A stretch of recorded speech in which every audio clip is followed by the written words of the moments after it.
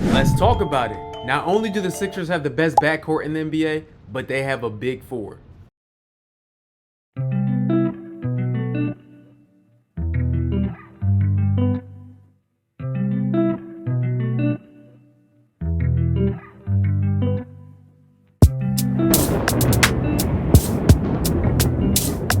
What's good, YouTube? Welcome to another episode of Wrong vs. Right. I'm your host, Jay. If you're new to the channel, be sure to subscribe below and hit that button. Guys, today we're talking about the big four on the Philadelphia 76ers. They have been on a roll lately. They've won their last 3 games on the road, and the big three has turned into the big four. It's official on Twitter now.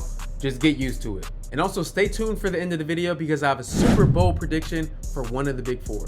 So look, I'm gonna break down what clicked for each 4 of the guys: Paul George, VJ Edgecomb, Tyrese Maxey, and Joel Embiid. So let's start with VJ Edgecomb because he's been the most exciting revelation for the Sixers this season, and he's been probably the best rookie this year. Not probably, he is the best rookie of this year. And I feel comfortable saying that because he's beat Cooper Flag in both of the matchups this season. Once in Philly and once in Dallas. And he played great in both of these games. So look, VJ Edgecomb, he has been the X factor for this team the entire year. He's scoring, he's playing defense, he's getting rebounds, he's getting blocks, chase down blocks, double blocks as we saw in Dallas. And here's the biggest thing, he's not afraid of the moment. He's hitting game-winning shots. He showed it night 1 in Boston, hitting big-time shots in the 4th quarter. He showed it again in Memphis, hitting the game-winning shot. He told his guys to listen, I want that shot. As a rookie, that is rare. You just don't see that. Who's the last rookie that has the guts to take those type of shots? Like, really think about it. Let me know in the comments. Out of ways to describe how good VJ is. I guess like when you kind of see what he's still able to do tonight on the road in this type of environment, what really kind of comes to your mind? He's built for the big stage.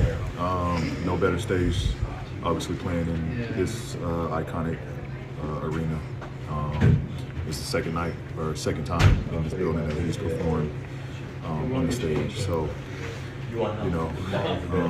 that's what you want to see. That's what you want to see. Somebody that is ready.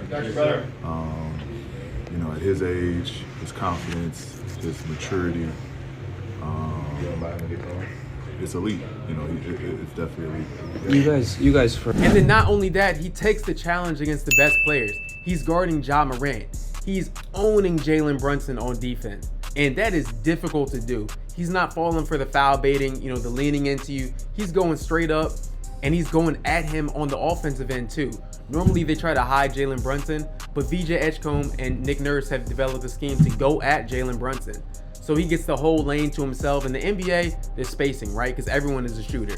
So VJ Edgecomb going downhill against Jalen Brunson, that's a bucket. VJ's averaging 16, 5, and 3 this season. Not to toot my own horn, but I called this back in July 2025. I said he's gonna be a D-Wade-like player. Check out this clip right here. So I do think that VJ Edgecomb will be a perennial all-star in this league.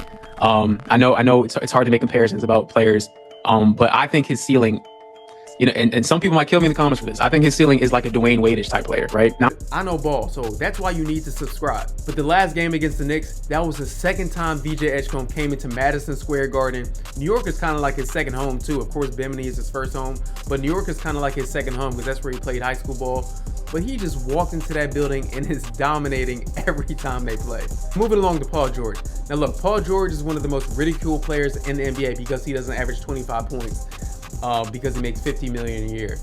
I'm like, guys, what 35-year-old averages 25 points a game? That's not LeBron, KD. That's not LeBron, KD, or Steph Curry. So I never expected him to do that. And he's also the 3rd, now maybe the 4th option. But he's been playing great lately.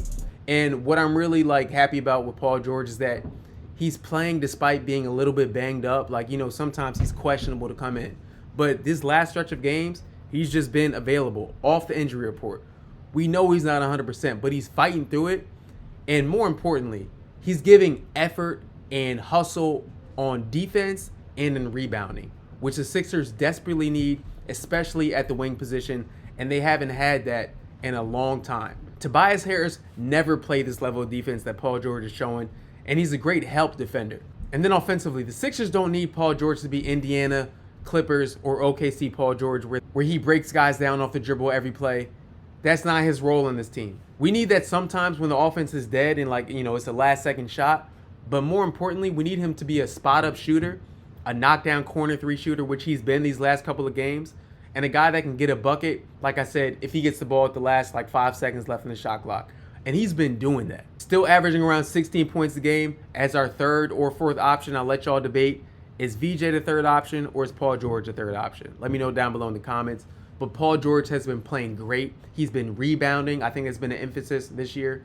And he's just been available. Like, he's been somebody that you can count on. So Paul George is definitely a part of the big 4. Next, Joel Embiid. Guys, Joel Embiid has played in 3 of the last 3 games that the Sixers have played.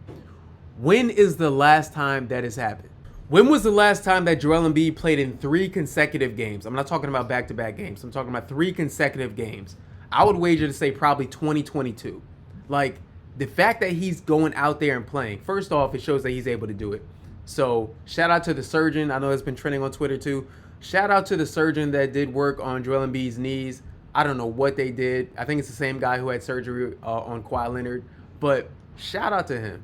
As a matter of fact, let's give this man his flowers. Dr. Jonathan Glashow. Give that man a round of applause. So look, all jokes aside, not only is Embiid playing, but he's been dominant, and he kind of resembles his MVP form. He's obviously not there because he doesn't have the explosion or lift on his legs, but he's getting that face-up game where he, pump fakes you, gets the foul and one, does the Triple H thing where he gets fined for anytime he does it fully. But he's kind of back. Like, are we back? He tried to lob dunk the other game against Memphis. I mean, this guy, he's feeling good, and the chemistry is good, and I think he wants to be out there more than anything. He wants to be out there with his guys because there's an energy about this team, and like, you want to be a part of it. Like, imagine being on this team and just like sitting on the bench and knowing you're one of the best players. Like, man, like I wish I could be out there. I think part of him is like, man, I need to suit up. Like, these guys are going out there fighting their what's off. I need to be out there. And he's showing up for his team. He's rebounding. Like, when you're 7 foot tall, really all you got to do is box out and, get the rebound because you're 7 foot tall. He doesn't necessarily need his explosion to dominate because he's so skilled offensively in terms of his face-up game, his ability to finish at the rim. Now it's kind of like under the rim. And his ability to draw contact from fouls and hit the mid-range jump shot. Side note on Joel Embiid, he plays Denver tonight. And Jokic is ducking Embiid. Jokic is ducking Embiid. Like, right? That's how it works. That's how this works. I say that tongue-in-cheek because Denver fans always say, Embiid ducks Jokic whenever they play in Denver. But whenever they do play against each other, Embiid always has a great game. He also had a great game against Jokic in the Olympics, where he spearheaded the USA's comeback against Serbia. So yeah, Embiid is really scared of Jokic. Last thing I'll say on Joel Embiid is that, look, he needs to keep this up.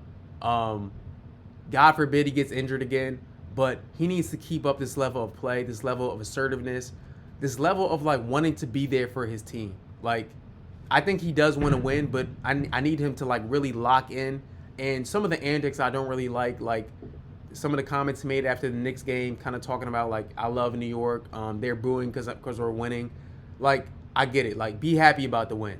But this is also a team that sent you home in the playoffs. Take them seriously and don't say too much. Keep that energy for your play and show it to us in the playoffs in the first round and most definitely in the second round, because you need to dominate in the playoffs against them. And when you win a championship, then talk to them crazy because they've already kicked you out. And then last but not least, Tyrese Maxey, the franchise. He has been a man possessed this season. And the work that he puts in the offseason is really showing up in the games. I mean, his ball handling ability, his ability to come off screens, his ability to pull up for 3 beyond the 3-point line, floaters, finishing at the rim. There's nothing on the basketball posting up. There's nothing on the court that he cannot do. He has no weakness on the basketball court. And, sometimes, offenses try to go at him defensively. He's showing that he's willing to take the challenge defensively too. He's one of the league leaders in steals, averaging over 30 points a game. I think he's still behind SGA and Luka, but he is a legit, and this is the hot take right here, he is a legit MVP candidate this season. In my book, it's SGA at 1, and Tyrese Maxey at 1A. Luka's been having a great season.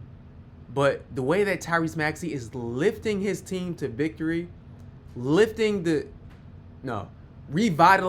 the whole energy of the Sixers. Because before it was Embiid's team and it just wasn't going anywhere.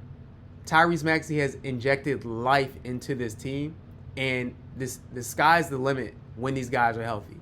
They're a legit NBA title contender, and I'm going to say, this is another bold take.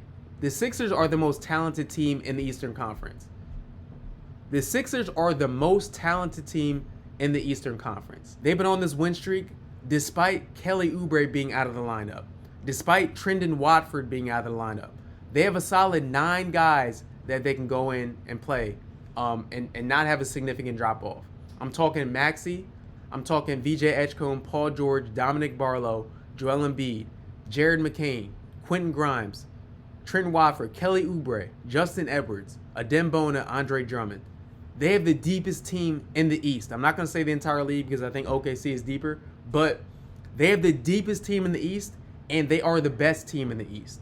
Now, let me step back. Let's knock on wood. If they stay healthy, they're the most talented team in the East, but they have to stay healthy. Closing the back with Maxey. If Maxey can lead the Sixers to a top 2 seed in the East, I think he even strengthens his case for MVP, and he'll be right there with SGA, and it'll be a neck-and-neck race. I have a feeling this is going to be Tyrese Maxey's year, and he's putting the world on notice. I saw some tweets from some NBA insiders about, Tyrese Maxey is now in the MVP conversation. He's been in the MVP conversation this entire season. I mean, most people are just starting to wake up and see it now. But he's legitimately in that conversation. And in my eyes, he's a front runner along with SGA. But let me know your thoughts down below in the comments. Be sure to subscribe to the channel if you're new. Everybody can't be wrong. Everybody can't be right. I'm out.